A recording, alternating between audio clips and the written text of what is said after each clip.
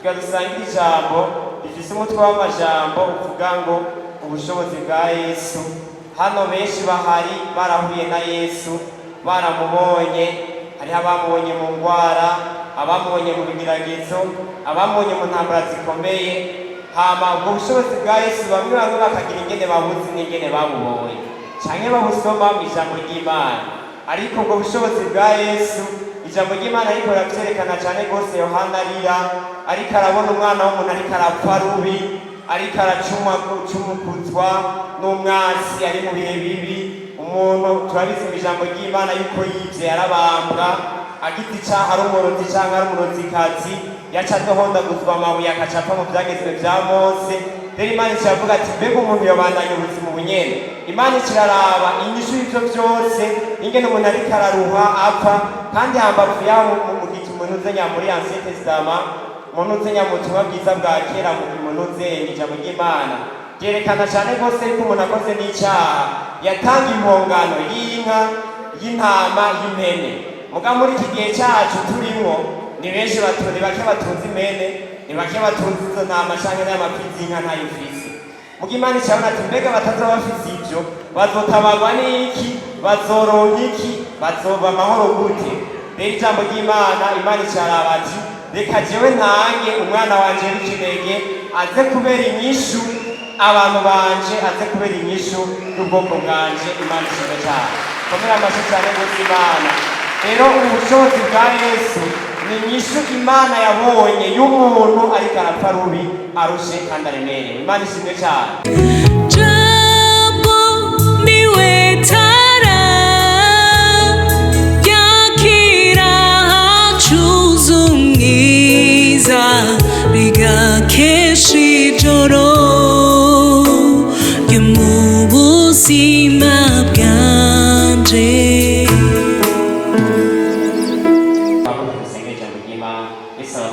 Data mu izina rya Yesu, urera mwami kandi urangorotse kwizigirwa. Aka kanya sengereje wakazi kandi mwami isengera ijambo ryawe, ari nkaho mwami Yesu bari kuza kubyivugira.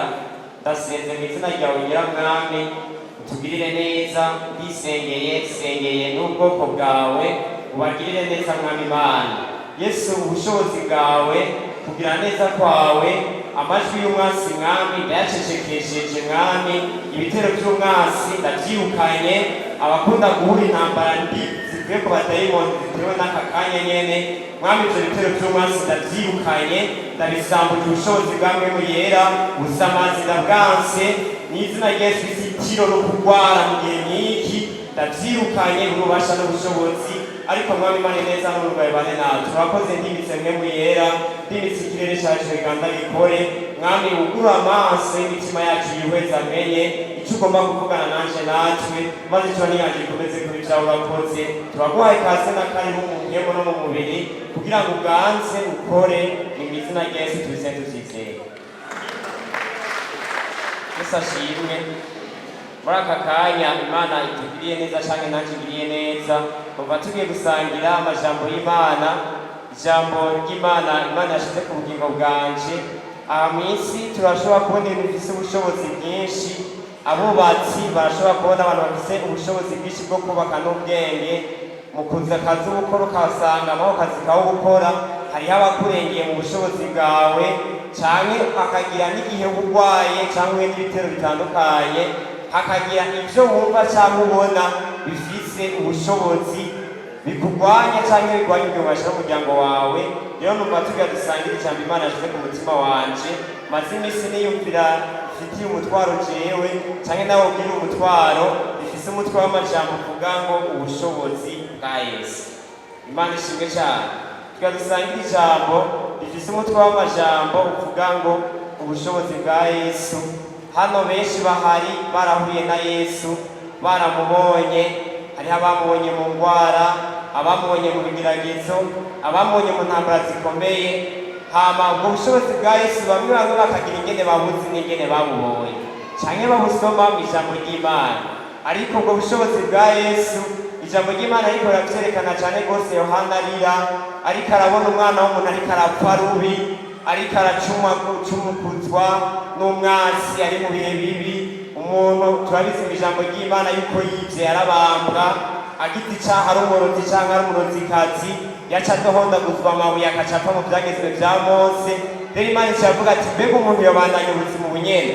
Imana ikiraraba inyishu y'ivyo vyose ingene umuntu ariko araruha apfa, kandi hambavu yaho mu gihe umuntu uzenya muri Ancien Testament, umuntu uzenya mu butumwa bwiza bwa kera, umuntu uzenya ijambo ry'Imana ryerekana cane rwose yuko umuntu akoze n'icaha yatanga impongano y'inka, y'intama, y'impene.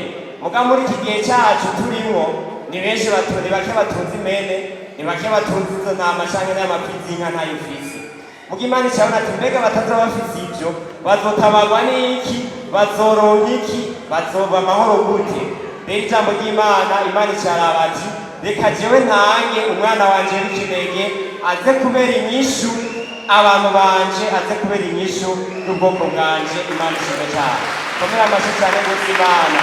Rero ubushobozi bwa Yesu ni inyishu Imana yabonye y'umuntu ariko arapfa rubi, arushe kandi aremerewe. Imana ishimwe cyane. Ubushobozi bwa Yesu rero ni inyishu y'umuntu, ni inyishu y'umuntu uwo ari we wese. Mugabo akabazo cyane n'ikintu cyose aho kihari ni ingene umwizera, ni ingene umwakira, ni ingene utaraba vya bindi vyose ariko ugahanga amaso we. Imana ishimwe cyane. Rero ivyo utabonera inyishu uhamagara Yesu akubera inyishu, kuko iyo nyishu Imana yatanze mw'isi. Imana ishimwe cyane. Yesu abahezagire. Ivyo utari bwaronke inyishu byose bitandukanye Yesu abwira neza. Tugira dusangire ibintu numva ni vyinshi mfise, ariko kumbuza umwanya canke umwanya tuba dufise, tugira dusangire ibintu bishika 8. Ni vyinshi mfise muga nabicagaguye ndabinyotora niba kunyotora nyene kugira ngo dushobore kubisangira, tubisangize ibintu 8 Imana yabashize ku mutima wanje. Tugira dusangire vy'ubwo bushobozi bwa Yesu bukorera hano mw'isi, kukiri mw'isi, mugabo yamwizeye akamugira neza. Imana ishimwe cyane. Yesu abahezagire. Dusome mu butumwa bwiza bwa Matayo igice cyaho cya mbere umurongo wa 21, abafise amabiriya yabo. Ijambo ry'Imana riravuga ngo, ijambo ry'umutwe ryerekana kuvuka kwa Yesu Kristo uko kwagenze. Nuwari yamaze kuvuka n'umuntu yari ahari. Rero ijambo ry'Imana Matayo ariko aravuga ati ingene kwagenze. Ariko rero umurongo wa 21 dusomye umurongo wa mbere sinayisoma yose. Umurongo wa 21 aravuga ngo azovyara umwana w'umuhungu, nawe uzumwite Yesu, kuko ari we azokiza abantu biwe ibyaha byabo. Imana ishimwe cyane. Rero aha aye uyu mukozi w'Imana ariko aravuga ati ikintu cya mbere tugiye dusangire cy'ubwo bushobozi bwa Yesu, tugasanga ikintu cya mbere kivuga ngo ubushobozi bwa Yesu bukiza ibyaha. Imana ishimwe cyane. Bukiza ibyaha. Imana ishimwe cyane. Ijambo ry'Imana rirerekana cyane rwose yuko umuntu wese amwizeye ntazopfa rubi. Rero iki cyaha nicyo cyaje gutandukanya umuntu n'Imana. Iki cyaha nicyo gituma umwasi agunga umuntu, bigatuma bya bindi byose umwasi agukoresha utobikora mu maso y'abana b'abantu ahantu babona. Imana ishimwe cyane. Igihe kimwe nariko ndagenda mu ijoro mvuye mu gikorwa c'Imana, nabivuze umunsi umwe ngiye nje ahantu hari aho gucukata mw'ibarabara riraho, nsanga umwana w'umwigeme n'umukobwa nyene bari mu vyabo bariko barakorakoranako nyene muciye mubibona nyene. Hama nce ndababwira ati none nk'aho Yesu yoza ivyo ngo bibandanye. Wa muhungu ngo yaye yaca yiruka, aca ariruka cane rwose. Rero muri make icyo nashaka kuvuga mw'ivyo nuko icyaha iyo kije mu muntu kimujyana mu mwiza, gukora aho abantu batabona. Iza aho abantu batabona ha bose. Turi mu mwaka w'umuco, ni umwaka w'umuco wo gukora ibintu ku mugaragaro byo mu mwemu no mu kuri by'ubushobozi bwa Yesu. Imana ishimwe cyane. Yesu nta na kimwe yakoreye mu mwiza, yagomba avuga ati wa mubi we ibyo bakora ni ibyo mu mwiza. Rero ndashimiye Imana igenda yatugirira neza. Nk'izi saha jewe mu gatondo nyene kubana nakunda agacupa n'isongo rwose, hari n'igihe nk'iki gitondo nawe niko ndadaho menetse n'umutwe cyane rwose kumva byandi nihereza mu ijoro. Rero mu ijoro wa mubi niho akoresha abantu, niho rero kandi dushaka urabe kenshi na kenshi usima yuko hazitewe n'umugwanizi akugendesha ijoro, aguha ibintu wokora mw'ijoro, ntaguhe ahantu hatabona, ntaguhe ibintu wokora abantu bose babona. Imana ishimwe cyane. Rero ndibwira cyane nawe uribwira ngo ngendera mu rusengero rw'abantu bakijijwe, rw'abantu b'Imana, ndiko ndagenda cyangwa mvuga ati ninjira muri bombeke, ninjira mu isengero kanaka n'ibindi bitandukanye, mugabo nagenda kubwire iki cyaha ntigikorana n'umwiza. Iki cyaha umwasi nicyo ariko arakoresha mw'iki gihe, mugabo nagenda kubwira inyishu yaratanzwe. Ubu bushobozi bwa Yesu bukugobotora mw'ivyo vyaha, Imana ikaceza ikabana nawe. Imana ishimwe cyane. Turabona abantu bamwe bamwe bitwa ngo n'abantu b'Imana, ugasanga wanashimanaje canke yaje hano kuri podiumu yavuze ubutumwa bwiza, yavuze n'ibindi bitandukanye, mugabo ukaca usanga mw'iki gihe aba yanahagiye ntibinatevye gatoya, swate rimwe muhuriye mw'ihoteli yagiye gusambana, canke yagiye mu kabari umunsi umwe agafata kandi ko mu mizanye kamwe gatatandukanye n'abakitwa, yagafatira mu gafuruka ahantu kanaka asanga bafasha twa tudroge washize mw'ifana. Mugabo Imana ijambo ryawe ry'Imana rivuga ngo ibikorwa byose mu muco ni vya Yesu, ariko ibikorwa mu mwiza ni vya wa mubi. Yesu ariko abisigura, ariko arabivuga. Imana ishimwe cyane. Rero nagenda gutangariza muntu w'Imana, hariho ubushobozi bw'icyaha buriko burakumunga, canke ahantu wumva we hariho umwiza wawe mutima wawe, hari ahantu wumva atamata munezero ufise, Yesu yaratanze ubwo bushobozi bw'ivyaha. Imana ibahezagiye kandi abagire neza. Imana ishimwe cyane. Rero Matariki abivuga ngaha, yaciye avuga ngo azovyara umwana w'umuhungu, uzomwite Yesu, kandi nguwo nyene niwe azokiza abantu ivyaha. Apana icyaha kimwe, ivyaha ivyo Yesu yaje gukiza. Urashobora kuba wishwe na kimwe, mugabo utazi utundi two ku ruhande tutuvyagwa tuco cyaha. Tugenda turavyaha muri Yakobo haca avuga ngo icyaha kiratwara inda, kikazana vyinshi vy'ishamanya, icyaha kikavyara urupfu. Icyaha kirica, nico gituma umuntu aca apfa rubi bikagenza nabi. Imana ishimwe cyane. Rero ni ijambo ry'Imana ryerekana kubw'ingabire y'ubushobozi Imana yatanze hano mw'isi, yo kugira ngo wewe uhitswe n'icyaha, wewe ukora ibintu bidahwanye n'ivyo umuco wose wobona, nk'akaroro ati ndagiye ngaha ahaye canke hose tubona ngo ndiko ndabikora. Ni inyishu Imana yatanze kuvuga ngo reka nitandukanye n'iki cyaha kugira ngo nkore ibihwanye n'ivyo Imana igomba, n'ubushobozi bw'Imana bugomba. Imana ishimwe cyane. Kandi iki cyaha nyene kigutandukanya na bene data, kigutandukanya n'urugamba rwawe wari kuja kururwanira ukanesha. Turazi ijambo ry'Imana ryerekana umukozi w'Imana Dawidi ingene yaretse kuja ku rugamba, arakunda gufasha abandi urugamba wo gukorana n'abandi ngo barwanye abasi babo, ariko igihe kimwe aca ariyumvira ati reka jewe nigumire ngaha niryamire, hama vyose acagira kuri korotire. Imana yamuhezagije imuha inzu nziza, arigira kuri korotire atembera, aca abona ngo umudamu wariko ariyuhagira, aca aramushima kubera iki yatandukanye n'abo yari kumatana nabo, hama ngo aca aramwifuza kuri icaha. Ico caha carakwegeye, ubwoko bw'Imana benshi barapfuye, ndetse n'uwo mwana yasamye mu ubwo buryo bw'icaha c'ubusambanyi yaciye apfa. Imana ishimwe cyane. N'abanyisirayeli benshi barapfuye, muze mwisome igitabo ca Samweli. Rero muri make iki caha kizana umuzi mubi n'icago kibi n'akaronda kabi mu muryango. Imana ishimwe cyane. Kakazana no mu bwoko bw'Imana. Rero uwo mugero uyu munsi mu izina rya Yesu, ni umunsi w'ubushobozi bwa Yesu, yuko uwo mugero w'icaha upfa mu izina ry'Yesu. Yesu abahezagire.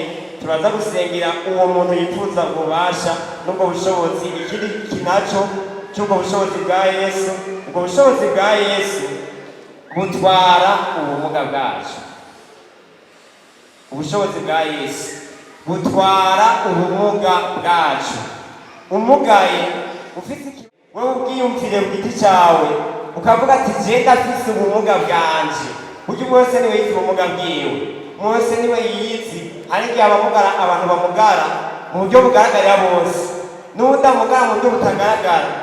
Nk'akaro kumva muri make nyine indani urafise ubumuga mu byo wambaye butagaragara cyane rwose. Mugabo iryo jambo rya Yesu turaza kwisangira mu kanya mvuze n'icya gatatu, ni ukuvuga ngo ubwo bumuga bwiwe cyangwa ubwo bumuga bwawe bukiva ku bushobozi bwa Yesu butwara ubumuga bwacu.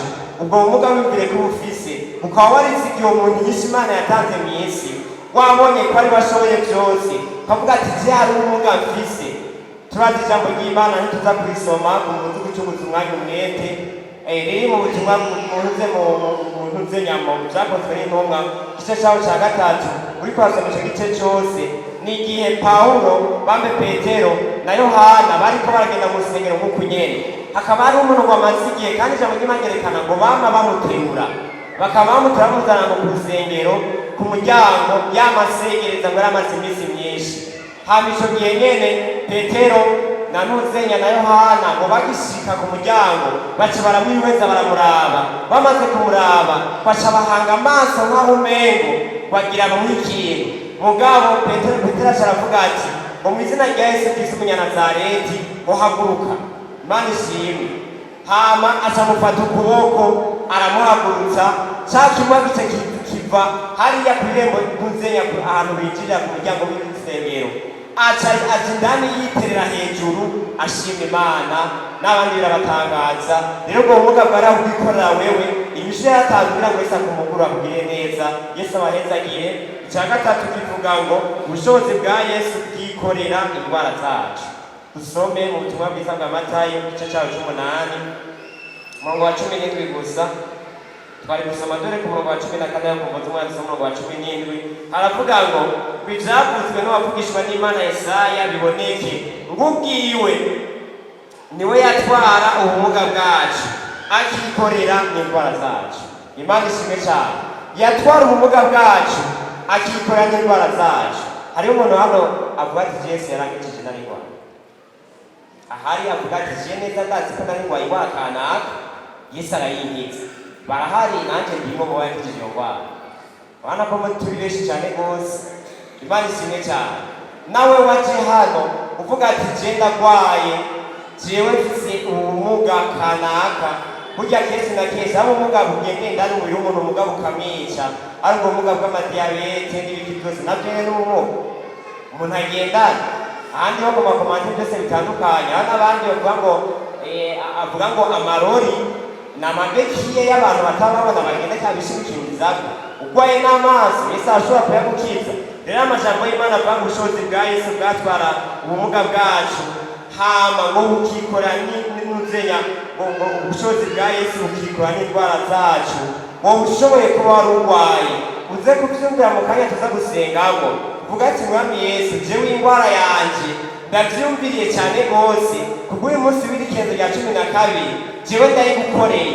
Burya najya nahubwire kwizera Yesu birakomeye kandi birahambaye. Ndamaze kubona benshi yagiriye neza, yatabaye mu buryo bakize cyane, wanashima ugasanga n'abamugaye cyane banyunyutse, Imana ikabagirira neza. Ubwo bushobozi buracariho, ubushobozi Yesu acabukora kandi barashakora mu bamwizeye. Imana ishimwe cyane. Kandi ubwo bushobozi ndiko ndababwira uyu munsi Yesu si uzobona ahagaze hano cyangwa ariko aragendagenda ngaha kuri twende guca mw'ibarabara kuko twe tumuzi. Imana ishimwe cyane. Nkuko abandi babonye batwitangiye imbere, ariko ubwo bushobozi bwa Yesu iri jambo ry'Imana riratwereka cyane rwose yuko abari abantu baba baramwizeye bakamwizera, avuga ati nimba ari bwa bumuga nyene, za ndwara nyene, cyangwa wa mutima wanje nakwakiriye. Amajambo y'Imana umukozi w'Imana yadusomeye, twabonye yuko Yesu yavuze ngo jewe nzoza je nzoba muri Data, nanje mbe muri bo, Data azobaha icyo kandi tuzomwishurira. Rero muri make Yesu yarigwijije aravuga ati bwa bumuga, za ndwara je ndavyishizeko, wowe nawe rero ahubwo biyime ndakurira umuzigo wawe ndawutware, nawe witegeye gucumura ushigira intahe ku bakubona bose. Yesu abahezagire kandi abane natwe. Imana ishimwe cyane. Dusome mu Vyahishuriwe Yohana igice cyaho cya mbere umurongo wa 18. Ivyahishuriwe Yohana igice cya umurongo wa 18, igice cya mbere umurongo wa 18 haravuga ngo kandi ndi muzima, nari narapfuye kandi raba mpora ndi muzima ibihe bitazoshira, mfise urufunguzo rw'urupfu n'urw'ikuzimu. Imana ishimwe cyane. Iki cya kane tugira tuvugane ni ijambo rivuga ngo ubushobozi bwa Yesu bufise urufunguzo rw'urupfu hamwe n'urw'ikuzimu. Imana ishimwe cyane. Hariho abantu benshi tumaze kuganira cyangwa tuvugana bagashinga intahe bavuga ingene Yesu yabakuye ikuzimu. Onabonye umuntu akayangana cyane rwose ngo afise inkota ngo ciye muri ikuzimu, kandi ikuzimu aca agerageza akakubwira ingene hari hasa n'ingene hari hameze. Imana ishimwe cyane. Imana yarabonye yuko n'ikuzimu hoshobora gufata umwana w'umuntu hakamujanayo, muga Yesu acabona yuko ata mwana w'umuntu wundi azoze nyuma ziwe yoshobora gushubuka n'ikuzimu akure ya mu mwasi yamaze gutwara. Mugabo ijambo ry'Imana ryerekana cyane rwose yuko urufunguzo amajambo Imana twayabonye, yaje ijambo ry'Imana ryavuze ngo ahanyene mu Vyahishuwe Yohana ngo je ndi muzima kandi mpora ndi muzima. Yesu arahora ari muzima ibihe byose ku muntu gusa amwizigiye kandi amugiriye neza. Imana ishimwe cyane. Aha none ariko aravuga mu Vyahishuwe Yohana ahagere ku murongo wa 18 mu gice cya mbere havuga ngo kandi ndi muzima, nari narapfuye kandi raba mpora ndi muzima ibihe bitazoshira. Hashavuga ngo ngo ufise urufunguzo rw'urupfu n'urw'ikuzimu. Aha hashobora kuba n'ahari umuntu we bari hano bivanye n'inzozi cyangwa icyo umwanzi ariko aramuteza akaba agendana urupfu kandi ari muzima akomeye. Kumva z'iterabwoba ry'umwanzi nagira ndakubwiye muzopfa Yesu atabishatse. Bwira Satani ati je simpfa Yesu atabishatse. Yesu ni wapfa ubigombye. Ubugombe bw'Imana nibwo butuma ubu Yesu akugururira uwe n'uzopfa upfuye Yesu atabishatse. Ari igihe kimwe nigeze kugenda mfise ubwoba bw'urupfu cyane rwose bivaye n'inzozi ngoma mbona n'ibiki byose, ariko nkibanza ikinyumvira ikintu kimwe Yesu yambwiye cyangwa yavuganye nanje, ariko icyo kintu kivuga ati Yesu ushobora gupfa ntarabona bya bindi. Sinihenze kandi ijambo ry'Imana rivuga kandi Imana yampaye ndiko ndisengera. Rero ushobora kuva hano ufise uri hano ufise ubwoba bw'urupfu, ufise n'ubwoba bw'ikuzimu, uhumure Yesu ibyo byose abifite urufunguzo. Imana ishimwe cyane. Ni nacyo gituma ushobora gusanga umuntu w'Imana ariko arasengera umuntu ukumva umuntu akizanzamuka yafashe n'imyuka mibi ngo biga je mvuye ahantu habi, ukamubaza ngo hehe wikuzimu. Rero muri make bisigura ngo Yesu afise ubwo bushobozi bwo gukura umuntu mu rupfu, afise ubwo bushobozi bwo gukura umuntu mu cobo aba yimbuwe n'umugwanizi. Ivyo byose bikarangira Imana ikakugirira neza. Yesu abahezagire, dukomere amashyi cyane rwose. Imana yemeye gutanga iyo nyishu y'urupfu hamwe n'ubw'ikuzimu. Imana ibahezagire kandi Yesu akomeze kubana natwe. Imana ishimwe cyane. Dusome amajambo y'Imana ibindi tuyadusangire tubikura mu butumwa bwiza bambe mu itikete Pawulo yandikiye Abanyefeso igice cyawo cya mbere. Abanyefeso igice cyawo cya mbere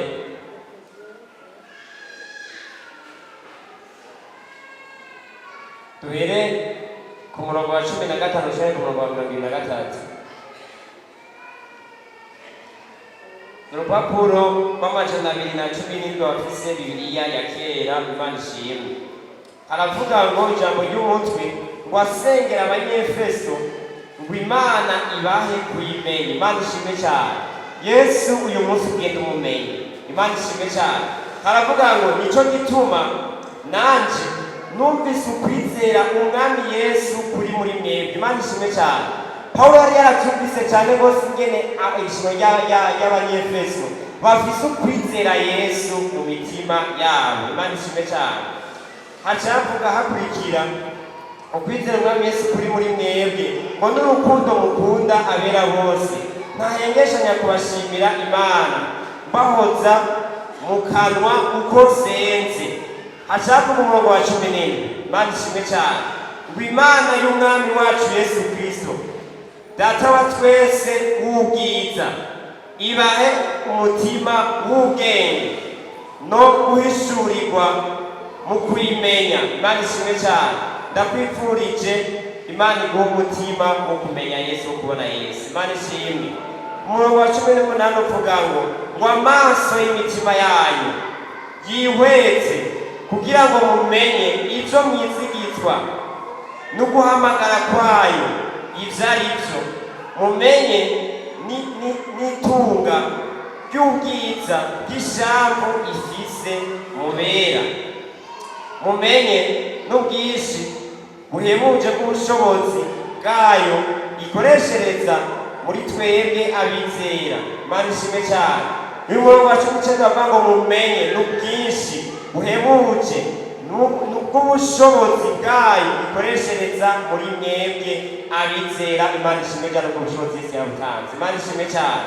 Aca yakurikira avuga ngo nk'uko kwa gukora k'ububasha k'ubushobozi bwayo bungana, uko yakoreye muri Kristo hamwe yamuzura mu bapfuye ikamubyagiza iburyo bwayo ahantu ho mw'ijuru. Mwumvise ubushobozi bwose Yesu ariko aravugwa, mugabo ngo ahantu hehe ho mw'ijuru. Umurongo wa 21 aravuga ngo imushize hejuru cyane y'ubukuru bwose n'ububasha bwose n'ubushobozi bwose n'ubwami bwose n'izina ryose rivugwa, si muri iki gihe gusa ariko no mu kizoza. Kandi yamushikije byose ibishyira munsi y'ibirenge byiwe, kandi muha ishengero ngo abe umutwe waryo wo gusumba byose, niryo mubiri wiwe unengesera byose hose. Imana ishimwe cyane. Imana ishimwe cyane. Ariko arayavuga abwira ishengero ry'Abanyefeso, yariko arabona ingene bizigiye uyu mwami Yesu. Imana ishimwe cyane. Aca arabona kumbure ingene amaso y'umuntu ashobora guhenda umuntu, burya akabiri karahenda gusumvya umutima, akabiri kagukanye, impuzu je n'aba nambaye ntizinkanye, aho wowe usengera canke nanje sengera ntihagukanye, ndetse wanashima n'ubuzima woba wararose ntibugukanye, ndetse wanashima n'ikindi cyose gitandukanye, n'akazi, amapromosiyo ugenda uraronka, ubwenge bw'iyi si, amazu y'inosi, ubutunzi bw'inosi, n'ikindi kintu cyose gihari wovuga ngo gifise ubushobozi bundi bwose butandukanye. Rero umukozi w'Imana Pawulo aca abishora ry'Abanyefeso aca arabwira ati mwebwe ndabona ko uwo mwami Yesu mwe mushobora kumwizera kandi mwaramwizeye kandi muramufise, ariko ati je ndabahoza umutima ndabasengera ubudasiba kugira ngo mwebwe nyene ubwanyu ngo Imana y'umwami wacu Yesu Kristo Data wa twese w'ubwiza ibahe umutima w'ubwenge wo guhishurirwa mu kuyimenya. Imana ishimwe cyane. Rero turakeneye umutima w'ubwenge uvuye ku Mana uduhishurira kumenya Yesu Kristo. Imana ishimwe cyane. Ibi bintu niwabihishurirwa nta busambanyi buzo gutsinda, nta busuma buzo gutsinda, nta bubeshi, nta kaburegwe, nta kunezereza abantu. Hano naho ijambo ry'Imana rikavuga ngo twemeza abantu ariko Imana tukayigaragarira. Rero nagiye ndakubwira abantu twobemeza, je nobemeza, n'undi akamwemeza, n'undi wese atandukanye. Ngo jewe burya nk'akaroro turi Bujumbura twarose amafaranga, wagiye muri ca kirori ukinega n'abandi bagabo mutanga y'ubufaranga canke nzi ingene we amafaranga yaronka aza kunywesha za nzoga, kumvo z'uko maze kumira kamwe kamaze kuduroga canke n'ibindi bitandukanye. Nanyo shigira abo twari twisaga pe ku munsi wa gatanu, ukaze wumva ngo nawe bagutora. Niyo teme twavuga ariyo tuvuga ngo nawe torako, nawe torako, nawe torako, ngo torako baba. Kubera iki? Kubera twamaze kwidoga twiha ibinezereza abantu, ariko Imana yo twayigariye ko dupfuye, imitima yacu atabwiza ifise, imitima yacu yapfuye. Paulo aravuga ati Imana Yesu Kristo yaje mu mitima yanyu kugira ngo abugurure, abaho ubwiza, muce mubona ibirenge byo babandi bantu babona bo kwiha canke bo kwidoga banezereza abana b'abantu. Imana ishimwe cyane. Rero sindondere ivyo nezeza mu bicanye n'umuryango n'isi canke n'abandi bose, ariko ndondere ubwenge bw'Imana bw'ubwiza n'ubushobozi ikoreshereza mu bamwizera. Imana ishimwe cyane. Ikindi umurongo wa 18 haravuga ngo amaso y'imitima yanyu yihweze. Imana ishimwe cyane. Burya umuntu mukora icyaha wabanje ukibona, burya nta muntu umuntu atabona neza na neza yoba ngo je ndagiye gusambana, nivyo ukunda rero usanga n'utabona. Rero Imana ikakivuga ati je nzobaha amaso y'imitima yanyu yihweze abone. Uno munsi nakwifurije ubwenge, amaso nyene y'umutima wawe abone neza n'ibyiza by'Imana mu izina rya Yesu Kristo. Imana ishimwe cyane. ndabikwifurije Yesu abiguhe.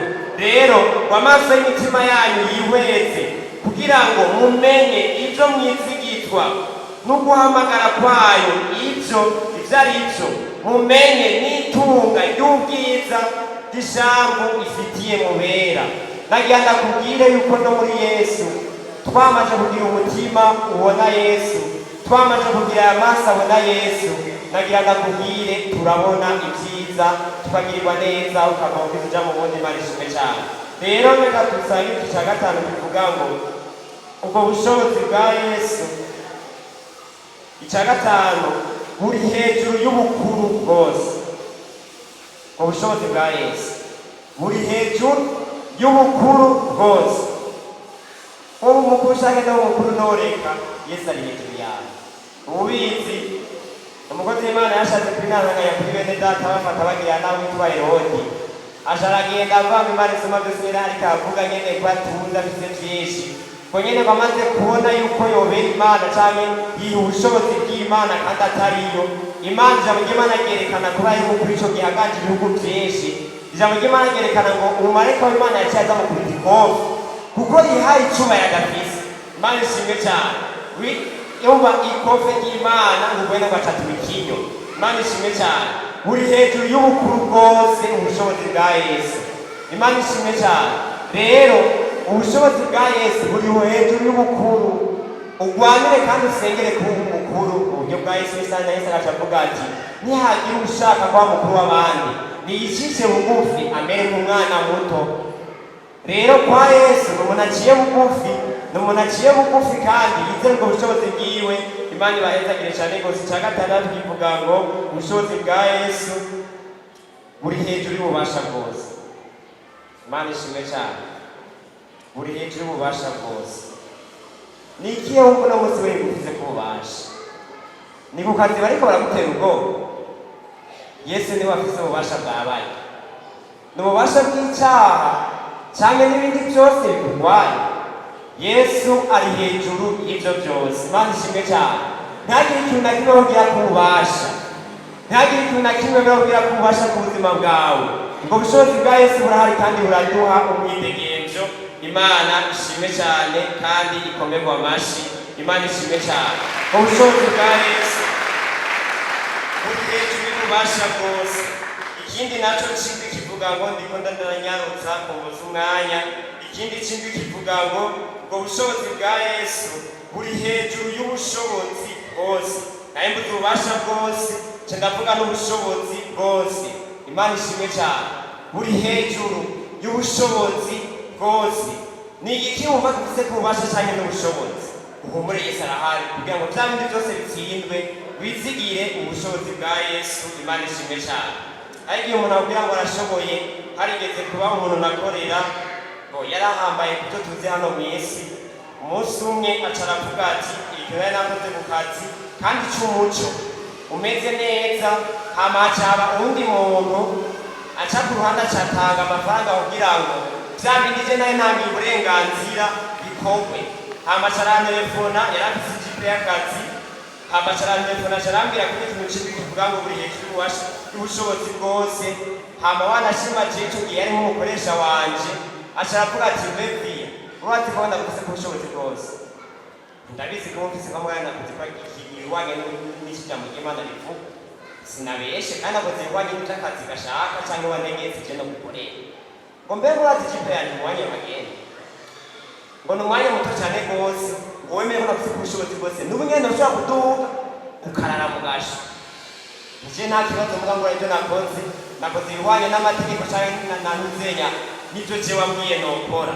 Ivyanategekwe nashaka mu bintu. Basha neza neza cyane ya kipe yiwe. Asharaza nimba yizanye mu kirere. Imana ishimwe atagizalisi. Araza nukangira ngo jewe nagiye ku isoko ngiye kujana amafaranga kuri konti. Wana ko muri kesi byangi utonda wicara ku ntebe tugenda ibinyarutse. Je amafaranga ndayacana ubwo nyene nje numva ngo ukura kuri portail. None wamunye je n'indege mundi ngo zitahari. Cyagenze gute yaje gute? Nze mbona araje ngo nyugururi ubunyene. Hama shashika nkamwe myanyu kuri portail ngo nibiki nakubwiye n'ibipanya amafaranga ya rusina avuga ati je ntabwo tunategeka gusabwa. uramvise ko ubushobozi wabivuze mugabo je nta cyaha nakoze kandi ntacyo nagize mu mutima wanje yaje mu Imana avuga ngo uzobaha umutima bugura imitima yawe kubimenya n'ubwenge n'ubushobozi bw'ijambo ryawe rero hano hama ngo nyine acarukurura arabiraba ndameze ibyo nakoze n'ibiki byose ndabimwereka ndamujyana no kumeza amajyana y'ibisa amaboko y'isabisha kuroga byari byose kugira nyine byasohotse byinjiye byose acavuga ati nk'uko byagenze uku nyene ego kurya bwa bundi byarangiye nyene jewe ahubwo nanjye nciye ndonka promotion rero iki gihe n'isaha n'aka kanya iki kintu kivuga c'ubushobozi bwose bw'abantu canke bw'ibintu burisha abantu ngo databuja canke mabuja canke n'undi wese akomeye ntamugiriye iki jewe ngo koca ngahira none kaenzo ubundi yo utarakanwa ntiwarubaye Imana ishimwe cyane weko bihwanye n'icyo Imana ishaka n'ubushobozi bwayo Imana ishimwe cyane icy'umunani turangirizako ni ijambo rivuga ngo muri hejuru y'ubwami bwose Yesu n'umwami w'abami Yesu n'umwami arengeye abandi bami Yesu n'umwami arengeye ibindi byose abami nyene batwagwa n'ingene bagendagenda twari tubizi ibi bintu tuba turasanga twabisanga mu majambo y'Imana mu Banyefeso aha nyene ku murongo wa 40 muze kuhasoma rero ana majambo y'Imana yerekana ingene ibintu by'ubushobozi bwose yerekana ati wa rupfu haba wanashima ngo ufise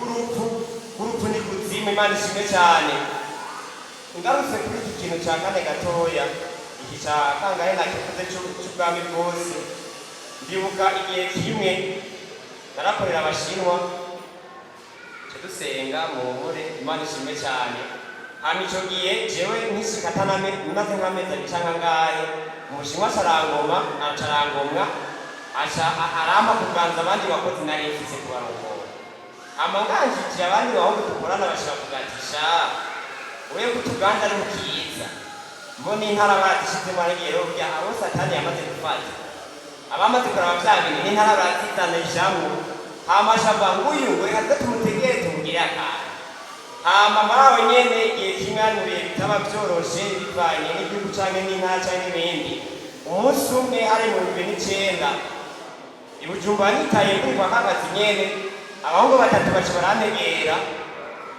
hama bantegereye mbere habanje kuzimwe turanigana barasida mushoboye hano undi wa kabiri ariho rero ngo bita Gasongo ariho wa gatatu hama ijambo ry'Imana ryaramfashije maze kubisoma nize mwami Yesu rwangu Yesu asufunguzo k'urupfu no bikuzimu baravuga ati rero hajya ahantu ya pose batwaye hajya ahantu we kutuga twice tukuzimangana bashaba hama wonde turabana ntiyashwashaza no kabiri bashaba bafatwa turanigana zenomba wonde wundi yaje gufatagira kabiri ngo we Gasongo ariko no bahamagana rero bijya n'amaterme yabo bamaze hama umwe Gasongo caraza yaciye yifata acafata n'imbogo ashakubita ngaha anyene ngaha yarate mu ciki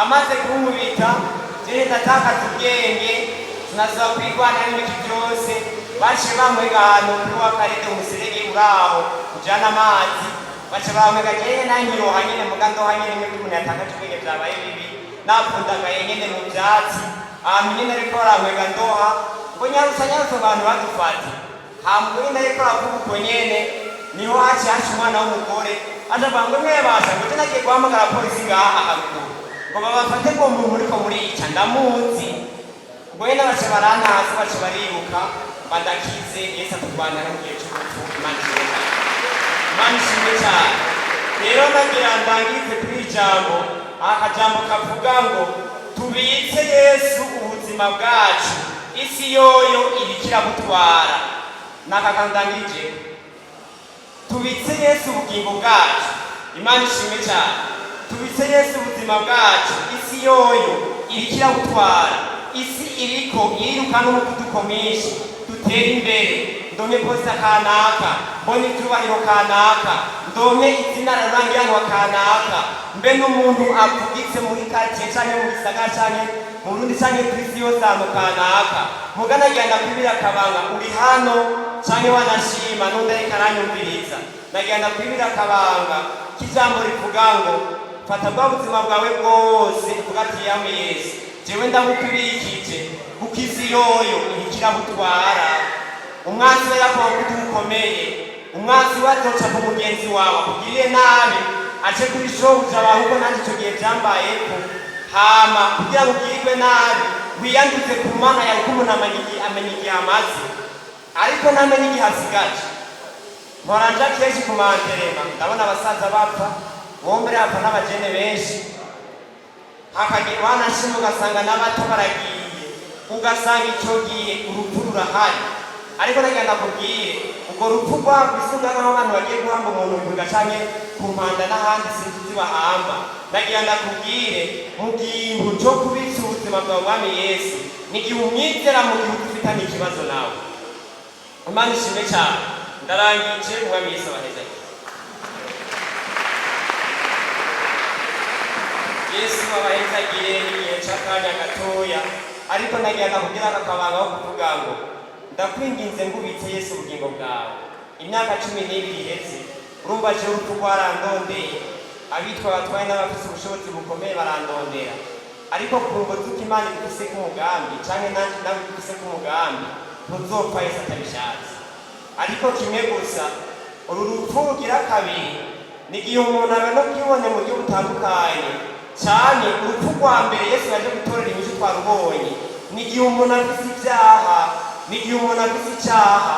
Rero numva shaka twisengere muri aka kanya gasigaye, ndashaka dusenge twunamike amaso yacu twese twisengere. Imana ibahezagire cyane rwose. Ndashaka twunamike amaso twisengere. Ndabivuze mu kanya gato murumva n'ivyinshi ku mbuto umwanya, ariko muri ibintu byose twashoboye gusangira kuvuga ngo ubushobozi bwa Yesu, twasangiye ibintu bitandukanye. Mbega ku buzima bwawe ni ubushobozi bw'ibyaha bukuze ku buzima bwawe. Je ndashaka nsenga n'umuntu avuga ati ni ukuri je ndafise ibyaha, ndafise icyaha ku buzima bwanje, shaka ariko ubushobozi bwa Yesu bwongenderera bugaheza bukaza mu mubiri wanje. Kakanyaza avuga ati bitse ubugingo bwawe Yesu, isi yo iriko iragutwara, ibiyayibamutwe biriko biramutwara, ibintu by'iterambere biriko biramutwara, iterambere si ribi, ariko ni byiza mu gihe wabanje gufata ubwo bushobozi bwa Yesu bw'ibyaha ukabwimikamo. Byoshuka warasubiye inyuma canke warakubise ufise ku bushobozi, washurwanye n'ibyaha mu buryo bukomeye kugira ngo urwane ubivemo, vyarase. Reka nsenga n'umuntu avuga ati je ndafise ibyaha muri jewe, ndarushe, ndaremerewe, sinzi umunsi twagiranye isezerano n'Umwami Yesu. Umuntu ahara avuga ati je ndashaka nitaturane n'Imana. Hariho ibintu nakora mu bwihisho, hariho ibintu nariko ndakora abantu batabona, ariko umwansi yanzimiza hahandi mwawa mwiza natangura mvuga. Mugana yanda kubwira ikintu igihe cy'ubwo bushobozi bwa Yesu bukuzamo, ukaronkomeza gutsinda ibyaha ndetse n'ibigeragezo byose twabonye. Urahari ugomba kwesa ukiza ibyaha n'ukura mu mutima wawe, utuze ikiganza abandi bariko barisengera. Urumva ko ushaka kwesa kubohora, urumva ko ufise icyaha muri wewe, urumva ko ufise icyaha muri wewe, sengane n'uwo abandi tuko twisengera. Witabe Yesu akukiza ico cyaha cyawe ku buzima bwawe.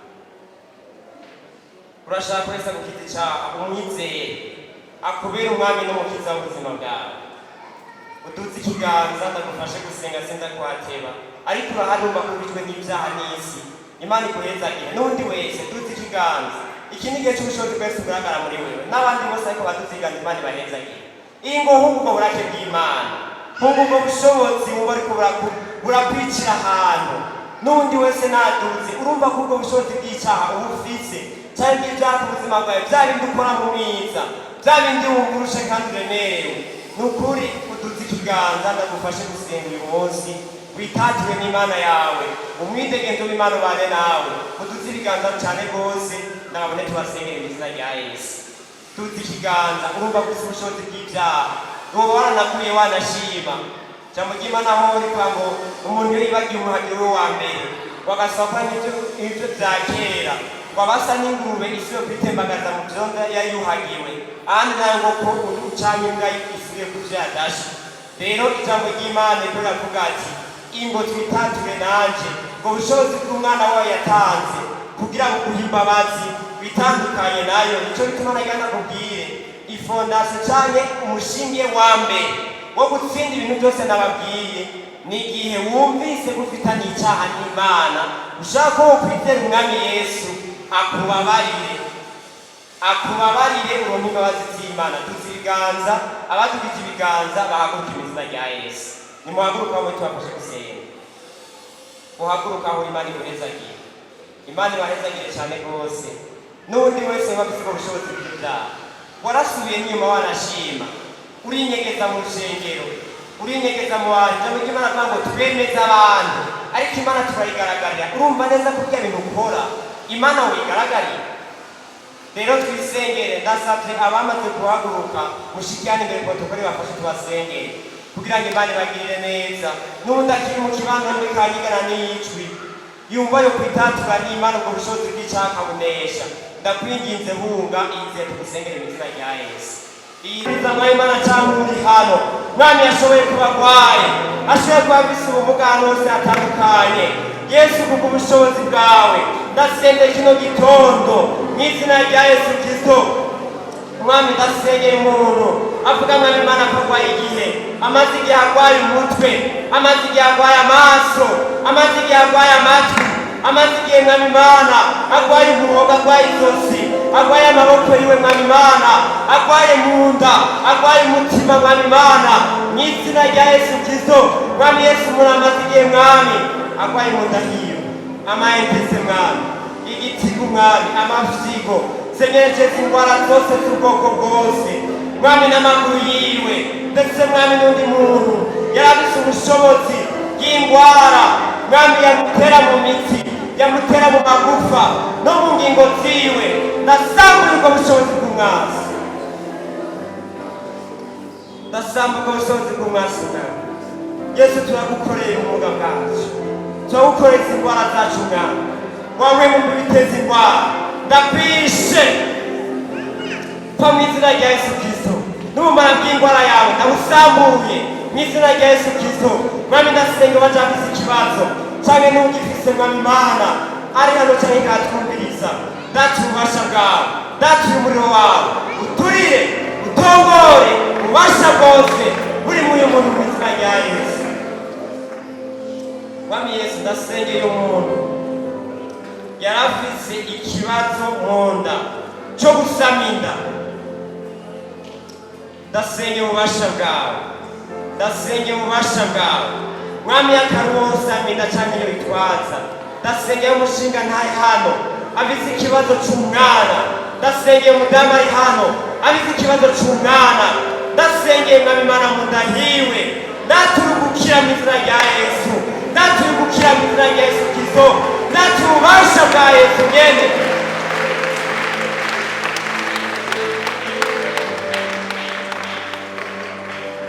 Urakoze Mwami, urakoze Mwami, urakoze Mwami Yesu. Kadusenge isengesho ryo gushima ivyo Imana igukoreye mu buryo bwo kwizera. Abakidugije ibiganza babishire hasi, ariko wiyumvira uvuga ati Mwami Yesu umushimire ko agutabaye, umushimire ko akugiriye neza, umushimire ko akuruhuye warurushe kandi uremerewe. Mwami Yesu ndagushimiye cyane, ndagukengurukiye Mwami abantu utabaye, haba umupapa yari hano, umumama, inkumi n'umusore. Kandi Mwami Yesu ndasengeye umuntu yarafise ikibazo cy'ikibyimba Mwami Imana, yarafise ikibazo cy'ikibyimba Mwami, ndakimenye mu izina rya Yesu Kristo. Mwami ndamwatuye kugukira, urakoze Mwami, turagushimiye. Abo utabaye ndamukijije, waga icubahiro Mwami, turahezagiranye twese senyerejetsi Mwami, duhezagire umuhezagiro wawe Mwami Imana, ujane n'abantu bawe aho bagiye mu mihana, abari bazwi ko ari abanyabyaha, abari bazwi ko ari ubushobozi buri kuri bo ku buzima bwabo, ndabahezagiye, ndabasengeye, ndasengeye imiryango yari irushe, yari ifiswe ku bushobozi bw'umwasi, ndabutembagaje. Intebe y'umwasi ndayitembagaje, intebe y'abadayimoni ndayitembagaje, aho yafise ubushobozi bw'urupfu ndabasengeye, n'abari barishwe n'umugwanizi ndabasengeye bari bazima mu izina rya Yesu. Ndasengeye umuntu Mwami Imana yari yaratwawe n'umwasi, ariko ikuzimu yarariye, ubushobozi bwabuze mu bapfuye umushikire mu izina rya Yesu. Imbohe zirekurwe mu izina rya Yesu Kristo. Urakoze mw'amahoro yawe ahezagira abantu bawe. Mwami urakoze turagushimira ibyabaye n'ibigiye gukurikira. Icubahiro n'inganji bikomeze kuba ibyawe. Izina ryawe ryatubise tubyizeye. Jambo niwe tara yakira hacuze umwiza rigakesha ijoro ryo mu buzima